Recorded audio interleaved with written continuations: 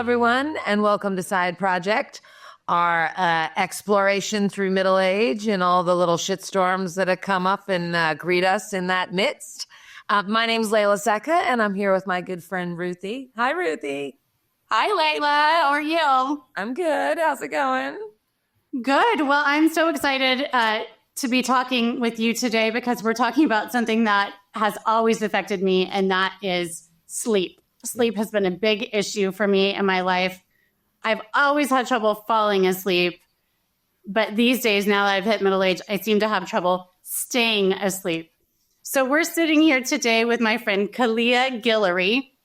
I first met Khaliah at a Salesforce event many years ago, and I immediately took to her because of her unapologetic use of the word dope. So I will throw in one right here. The reason Khaliah is the dopest human is because she is a certified sleep expert and the founder of something called Nap Bar.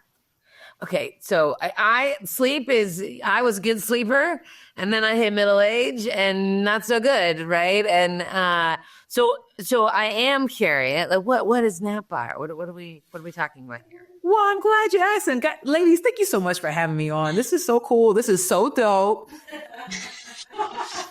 But Nap Bar is this really cool, eco-friendly, luxury sleep rest sanctuaries where sleepy humans can pop in, take a nap, do some yoga, get a CBD infused massage if you want.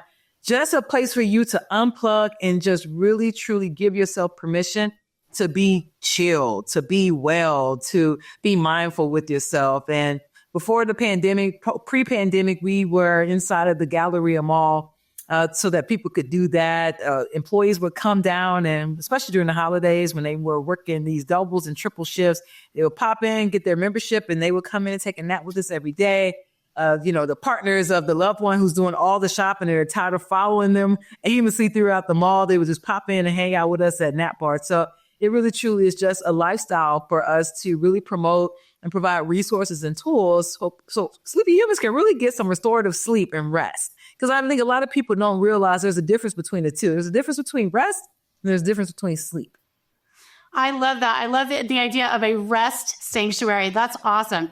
And I know you guys use some kind of virtual reality in your rest sanctuaries. Why don't you tell us about that for a little bit? Yeah, MetaSnooze, a play on the word metaverse, is a software that I curated. We own the licensing to it, and we do pop-ups, right? So Nap Bar, as I mentioned, we were inside the Guillory Mall, and we were forced to close due to the pandemic. And so what we did was pivoted to a Nap Bar pop-up model. So we go to corporations, college campuses. We did the Grammys. We've been to South by Southwest with our pop-up model, especially with our virtual reality experience. So most people use the Oculus headsets for gaming. So what we've done is taken a sleep approach to it. So there's these custom beats and their brain waves and visualizations that have scientifically been proven to reduce the mental stressors in your mind and just help you really relax. And we take you to these serene environments. You travel all over the world, and it's just a really cool experience, all while you're listening to these exclusive brainwaves that are made in-house at Nap Bar. Also have words of affirmation and guided meditation. I mean, there's the whole gamut there. And we're proud of it. That's our baby. We pivoted to that during the pandemic, along with our Better Sleep Box to help people get better sleep. And I tell you, it's been a fun journey with MetaSnooze, because MetaSnooze really truly is an innovative way to help us reapproach our relationship with sleep. So why does it get so hard to sleep when we get it? Are we crazy now that we're middle-agey? Is it? No. I feel like we're having more trouble sleeping. No, this middle-agey thing, I call it we're at this big age now. There's a lot of things that are happening with our bodies. 40 hits a little different than 20 did, So if you probably remember, in our 20s, we can go out on a Thursday night for happy hour and stay out through dinner and wind up at a lounge or go hang out. And you're up till 1 o'clock in the morning, and then you go to sleep, and then you're at work at 7 a.m., 8 a.m., and you're ready. You're productive. You're working on all engines. That's not the case anymore. Those days are gone. Those days are long gone. And I don't want to say the number one culprit to this, but one of the biggest things that I've seen in my firm, my consulting work that I do, is hormonal changes.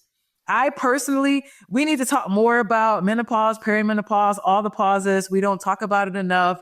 I am perimenopause myself. I was diagnosed last year at the tender age of 44. And I tell you, this has been a journey for me. And one of the biggest impacts that I knew something was going on with me, I didn't know what, but it was my sleep was impacted.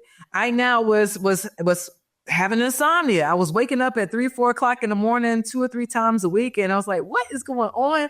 I'm like kicking the covers off multiple times throughout the night. Like, what is happening to my body? And as I started to do more research, because they don't teach you this thing whenever you're going through you're getting your certifications to become a sleep coach. You're not talking about the hormonal changes. So what happens, especially for women, when we're going through this change, there's a fluctuation of estrogen and our progesterone levels, even our testosterone, and this even impacts men. So men also, their testosterone levels decline, and that can affect their sleep quality as well as their energy levels. So hormonal changes, there's increased stress, right? We're in this big age. I tell my dad sometimes, like, I feel like he's the kid and I'm the adult. I'm having to parent him sometimes. So we got these aging parents. We have career, we have families, we have our own families, there's financial pressures. We're in the political landscape is, regardless of what side of the fence you're on, it's different for everybody. So there's so much that's going on right now when we have this increased stress and there's more responsibility and our brains are just in all the time go mode. It doesn't really truly get a chance just to unwind and shut down.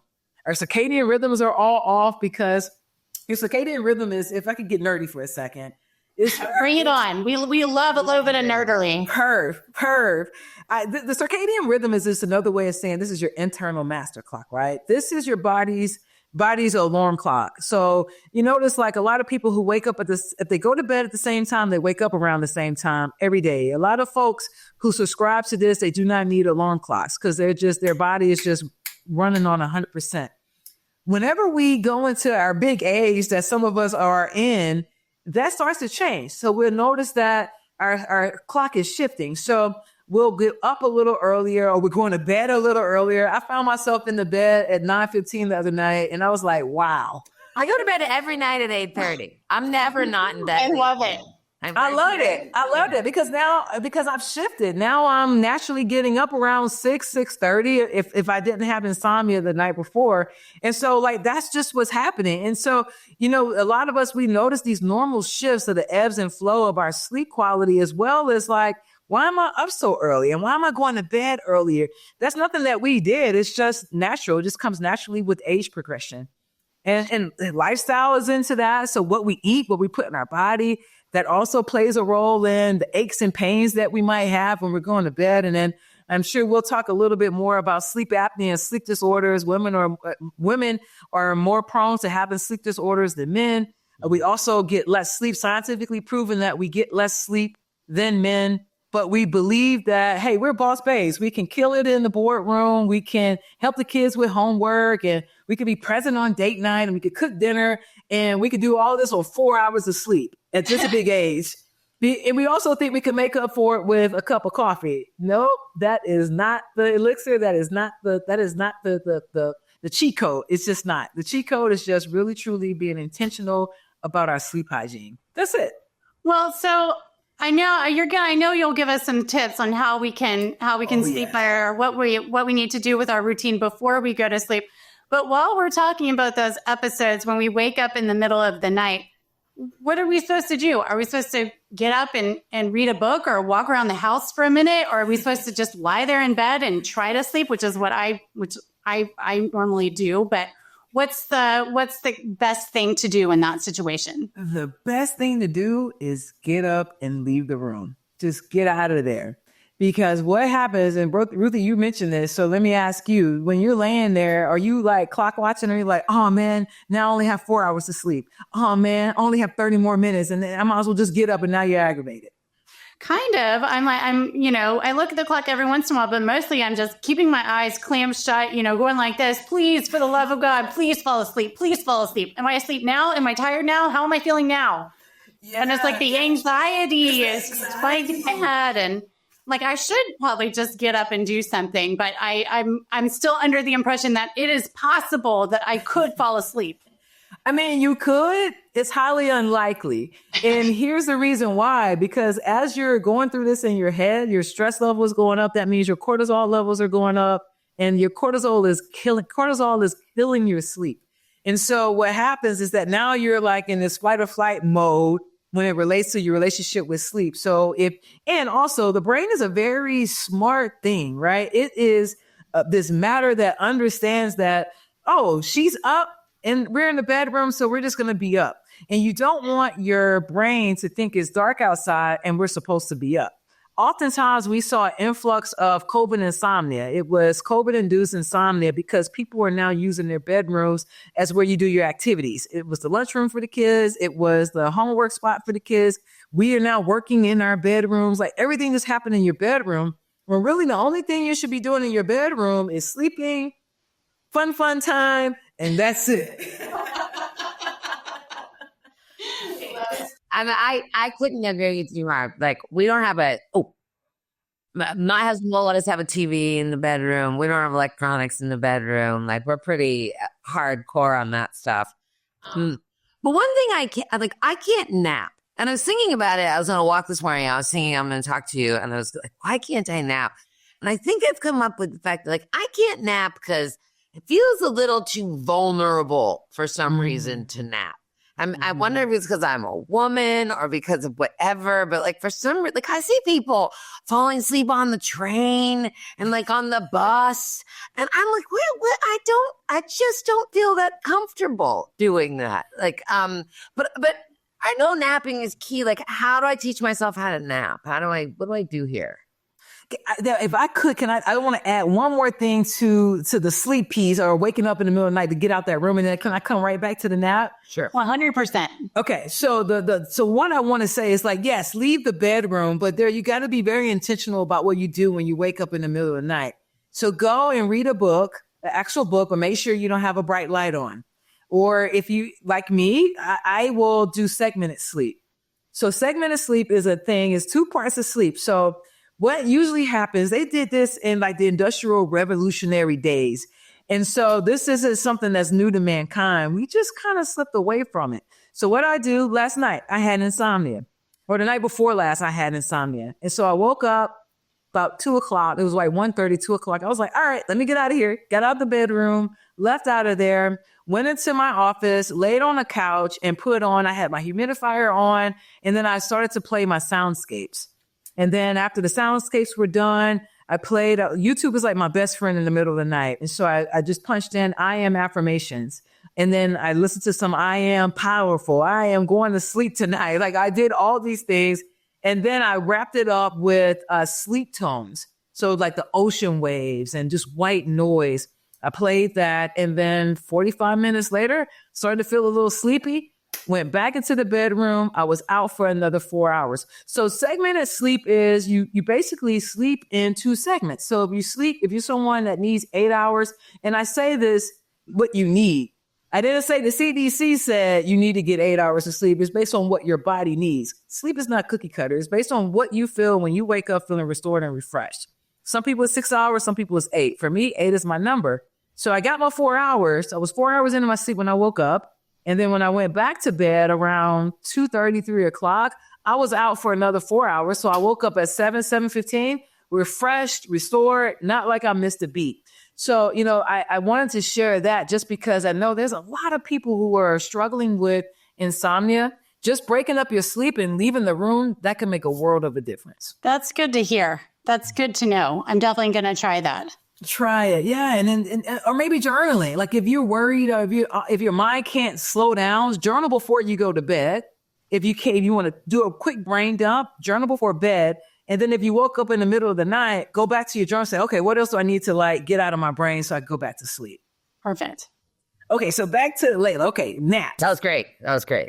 Yes. Nap. Here's the thing about napping. I'm gonna keep getting nerdy. NASA did a study on sleepy military pilots and astronauts and found that a 26-minute nap improved their productivity by 34%, up to 34%, and alertness by 54%. You're talking a 26-minute nap. Now, let me give you guys a little background. I've been an avid napper my entire life. I was a kid in kindergarten when the teacher said, go and get your red and blue mat. I got my mat. I was in my spot and I was out. She did not have to fight with me. And I just continued to nap throughout high school. I played Diversity One basketball. And that's really where I learned the art of a power nap. However, I will say this. Some people just aren't set up to nap. It's DNA, right? DNA also, sometimes whenever we have these sleep things, if you're an early bird or you are a night owl, one of your parents was one of the two. So we inherited some of these sleep behaviors that we got. It's up to us to reverse engineer it. So when you say I'm just not a nap person, that's one thing. But if you're saying, well, I feel guilty about napping, we have to reverse engineer our approach to that and give ourselves permission to rest. I remember when I first got into corporate America, I still was taking naps. I was taking them in my car and I used conference rooms. I was taking them anywhere I could get them. And, the biggest reality for me was that people were like, man, you always sleeping. You're just lazy. Like, why are you so lazy? I didn't have the research then to share that I do. Now I was like, no, I'm very productive because my productivity goes up when I wake up from my nap. And I think especially for women, we feel guilty when we feel like there's so much going on. I've got a laundry list to the moon that I have to do. I don't have time to nap. But the reality of it is that we do. We could simply just give ourselves permission to nap, or we could give ourselves permission to rest.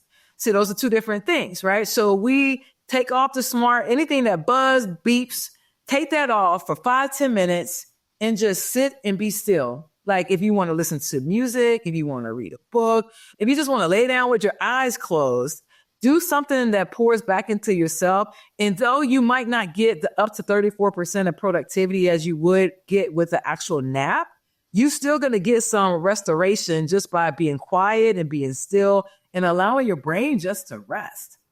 I love that. I love that you just gave us permission. I think that's it. I always feel, stressed out and hectic and, I need to be doing one more thing and filling every waking minute with something on my to-do list or spending more time with my kids or making better food or going to the grocery or, what have you. But a good 5 to 10 minute, even if it's just a rest where I'm sitting in my bed, looking at a book or something, I think that's super helpful. Absolutely. Wait, okay. So with all of that, and I know you said it's different for everyone, what is like optimal nap length? Like if I were going to try to get nap hygiene, right? Because everyone does say like sleep more, sleep more, sleep more. Everyone's like lift weights, eat protein and sleep more. Like all anyone ever tells me to do constantly. I'm like, okay, I don't know. I eat much more protein. I never eat so much meat in my life. But like if we were going to try to get some kind of nap regimen or something, is there like a best time of day? And is there like an optimal length? Or is there anything like that to try to aspire toward or think through? Mm-hmm. Absolutely. So one thing I'll add to the eating the protein and getting more sleep is cutting out sugar too. Oh yeah. That has been a difference maker for me by far. And so what I would say, the optimum time duration for your nap, no more than 30 minutes. Really? And the reason why I say that is scientifically proven that most people, I have had some clients that say, oh my gosh, I tried a nap and it was the most horrible thing that I could have ever done that day. I was like, well, tell me more. What happened? Like, how is a nap horrible? It's supposed to help you relax. And so the first question is, well, how long did you nap for? Oh, I think it was like an hour and 45 minutes. Whoa, you didn't nap. You slept. You went night-night. And so what happens is whenever you nap longer than 30, really 45 minutes, you are really pushing it because now you're about to go into REM sleep, which is rapid eye movement. And when you're going into REM sleep, that means your body is completely paralyzed. You're getting some really good sleep. And so if you wake up out of that REM sleep, you feel groggy. It's called sleep inertia. So you didn't finish that REM cycle as you should have because there was phases throughout sleep, right? We got light sleep, we've got deep sleep, we're going into REM. Like there's a whole science to this. So if you interrupt that cycle and you wake up before you were supposed to, you're going to wake up groggy and you're going to be moody and you're not going to think this was the best idea you could have ever gotten. And so, I often encourage folks, try it and set an alarm clock, right? And so set an alarm clock. My naps are on my calendar, is blocked off. And it also should be 8 hours from your wake time. So when you wake up, 8 hours from there, that 60-minute window is your nap time. If for me, my schedule, I'm up around 6:30. For me, I feel really good when I'm taking my nap at 3:00. That might give or take 30 minutes or so. But if it gets to where something happened and I wasn't able to get my nap around that time, if I'm going to get a nap in, it has to be by 5:00. Because if I take it later than 5:00, now it's going to interrupt my night's sleep. That makes sense. That makes sense. So last summer when we were traveling, we were abroad and we stayed at a bunch of different hotels. And this was in Europe. And what I loved is that every single room, my husband and I get a king bed, and every single one of those beds had 2 separate duvets. And at first I thought, this is so weird. But by the end of the trip, I was totally on board. He had his, it's one bed, we're in the same bed, but he has his duvet over here and I have my duvet over here. So we're not fighting for it. We're not doing anything. What is that? It seemed like a great solution. Have you seen that? This is what I do, by the way. This is how we like, and we both have never slept better, FYI. Like, we started this about 3 months ago. Game changer. But anyways, Khaliah, you're a professional. No, listen, I echo what you're saying. I come from the school of thought. If it works for you and it works for your household, do it, because the reality of it is that everybody has different sleep cycles and sleep patterns. And some people wake up a little earlier. And some people wake up later. Some people are snorers. Some people have sleep apnea.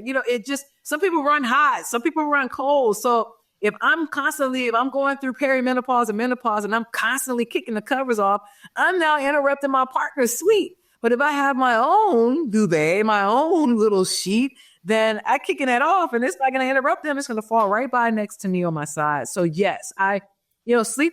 I think we're going to talk about sleep divorce. That kind of, I think people start with the duvets and they realize you like it at 73 degrees at night in the room where we're sleeping. I'm more of a 66-degree gal. So maybe we should experiment and maybe you sleep over here and I'm gonna sleep over there. Right. I think that sleep, that should be the last course of action because, it's just a level of intimacy and connection that happens when you're sleeping with your partner. However, there's also resentment and frustration that happens whenever you're constantly waking up cranky because your partner interrupted your sleep. So aside from like the 2 twin duvets, which I have done, and I sleep with like a white noise machine and like all that stuff, right? So my husband's a very light sleeper. Like, what are other sort of tactics or things to think about, like before sleep divorce, if you will? Yeah, I think it starts with communication, talking about it, because I think oftentimes we get these couples and they're like, he snores or she snores or she's always running high and she's making me high. But no, they're not saying it to each other. They're saying it to like everybody else, but you're sleeping with. So are you like it sounds like you're a sleep therapist almost. Yeah, I think my consultations have definitely turned into a little bit of sleep therapy. And, so one of the things the first thing we do is like, hey, have you talked to your mate about the things that are driving you bonkers at night about the sleep? That's first and foremost. The second piece of it is, like, what do you think will work? So have we tried the white noise machine? Have we tried the separate duvets? Have we tried what is it called? For people who are running hot, I personally sleep because I run hot. I share with you guys I'm perimenopausal. I have a cold blanket, so it's always cold.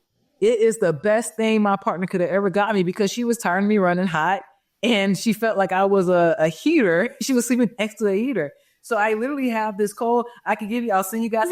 Yeah, tell me about this cold blanket. Is it like a refrigerated thing or is it just a light blanket or what? It's the strangest thing, Ruthie, because I still haven't figured out how does it stay cold and cool, but it does. You don't have to do anything. It's the fabrics that they use. It's the technology that they have. But I am always cool when I'm under this blanket. Like, you don't have to put it in the fridge. You don't have to put it in the freezer. There's not an ice pack pocket. There's nothing. It's just. That is amazing. I'm definitely looking into that. Yeah, it's a cooling blanket. She got it on Amazon. I'll definitely link it or I'll share it with you guys so you can link it to the. It has. I'm not affiliated with them. I'm not getting any kickbacks on that. I just know it has been a game changer for us. Okay, this is a topic everybody needs to know about. Electronics in the bedroom, yay or nay? No, absolutely not. So you mean like doom scrolling on my phone right before bed? That's not a good thing? Yeah, 'cause, there's this thing called this blue light, and whenever you're scrolling late at night, it's entering your brain through your eyes, and your brain is like, oh, wait a minute, it's dark outside, but I have this light in my brain. I guess I'm supposed to be up. So it potentially can keep you up. Some people, and listen, I do know some people who scrolling, it lulls them to sleep for some strange reason. But for some people, if you feel like, man, after I scrolled, I'm wired, I'm up because I just went down 20 rabbit holes, scrolling is not for you. If you're scrolling and you're scrolling, and all of a sudden you're like this, and your partner has to like take the phone out of your hand, and you're off to great sleep, and you're sleeping through the night, go for it. But for 99.9% of the rest of us, scrolling is not your best friend. We can replace that with so many more things, and I'll share those tools what we can replace these things with as well. Well, we should do that. And I also want to hear, like, what is the optimal bedroom? Like, aromatherapy, plants, no plants, like, stark, colorful. I'd love any kind of best case. What should that look like? You absolutely want green plants, live green plants. Aloe snake plants are the best. They're hyperallergenic. So especially, we're already into March. So we're going to be getting into spring pretty soon. And for allergy season, will be kicking up. So getting you a hyperallergenic plant, sitting it in your bedroom, surrounding your entire home with it will be helpful. Especially plants that also help clean the air. So while you're sleeping, if you have a plant that naturally is cleaning the air, that's always going to be a win-win. The temperature in the room, this causes a lot of frustration with a lot of couples. I just got my partner down to 66. We started at 69 and now we're down to 66 and we're both happy. Here's the reality. Your body shouldn't shiver and sweat when you're going to sleep or even taking a nap. So 66, 65 to 68, 69 is optimum temperature because you really want your body, your internal thermometer to really cool down so you can stay in your deep sleep. Because oftentimes when we get warm, then we get out of our sleep, we wake up, we're out of our REM sleep now because that's been interrupted because we're hot. The other thing that we should do is make sure it's dark. Make sure it's dark. We need to invest in some blackout shades or curtains. Do that. Kick the pets out of the bed. I know. I always run past that one really fast because I always get some blank stares. I always get a lot of slow blinks. I love Fido too, but Fido gets the kicking, Fido gets the moving, Fido gets the scratching. Fido is waking you up in the middle of the night. Sometimes you can't get back to sleep. I know we love Fido, but Fido has a bed for a reason. Fido needs to be in their bed. Okay, one last thing I want to touch on. I saw last year that you went to the Grammys. You did a big pop-up for NABAR at the Grammys. How did that happen? Tell us more about what the pop-up entailed, who you met, what you learned, everything you saw. Oh my gosh. It was one of those experiences that you really, truly just can't. It's over a year now and I get emotional when I think about it and articulate it because it just was so magical and so special. Long story short, we did a pop-up at South by Southwest with the virtual reality experience. It was our first round of the MVP, the minimal viable product for the VR experience. And we rolled it out at South by Southwest. And it was in the VIP artist lounge. So one of the managers of the artist came by. She did the experience. She's like, oh, this is amazing. Have you considered doing this? They need this at the Grammys. Like, you should be there. And I was like, I should. How do we make this happen? Come to find out, she's a business development curator for all things Grammys for the VIP experience. So she made the connection and that was all she wrote. The experience was amazing. I don't even have a better word for that. I should, but it was beyond amazing. It was mind blowing because to have these celebrities to try out my product that literally was just a thought. It was something that was swirling around in my head. And I said, I'm going to do this. I'm going to try and we'll see what happens. And for them to say, oh my God, I love this.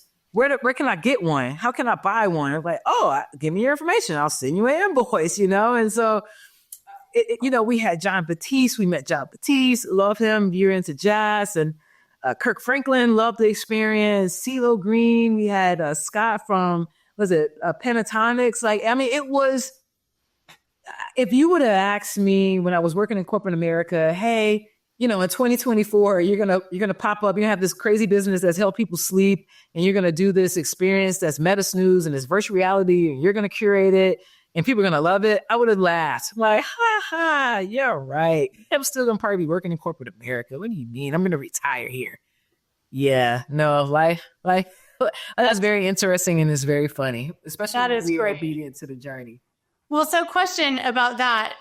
Can you buy Meta Snooze, or is that something that you have to get from a nap bar pop-up? No, so we are in the process right now. One of the things that we realize is because we upload the software and we utilize the Oculus headsets. My attorneys have, since the Grammys pop-up, shared with me that we probably want to get into a relationship with Oculus and just have the automatic upload there. So anybody who purchases an Oculus headset has access to it. Right now, it's just exclusive to NapBar. So we're working on that part of it. There's more to come. We have a lot coming out in the pipeline. There's a affirmation and guided meditation mixtape that I'm currently working on right now, so that people can really get kind of like the inspiration back here with an actual cassette tape. Remember those tapes, like when you had to listen to everything, because that was like really the true practice of mindfulness. So more to come on that. But yes, very soon, hopefully, knock on wood, we will have that bagged up and everyone will be able to experience the Meta Snooze and not have to come to a nap bar pop-up. Well, we look forward to that. That's about all the time we have today. If we can send everybody out to go take a quick 26-minute nap. Big thanks to Khaliah Guillory for joining us. Anybody can go to her website at napbarnow.com and learn more about NapBar's concierge rest services. Khaliah, thank you so much for joining us. Thank you guys so much for having me. And I've got some more tips. Do you want me to link them in the follow-up email? Yeah, absolutely. And I will put those. Anybody can go to our website at sideprojecthq.com, and I will make sure all of your tips get up there. That's perfect. Perfect. Thank you. Thank you. Thanks for having me.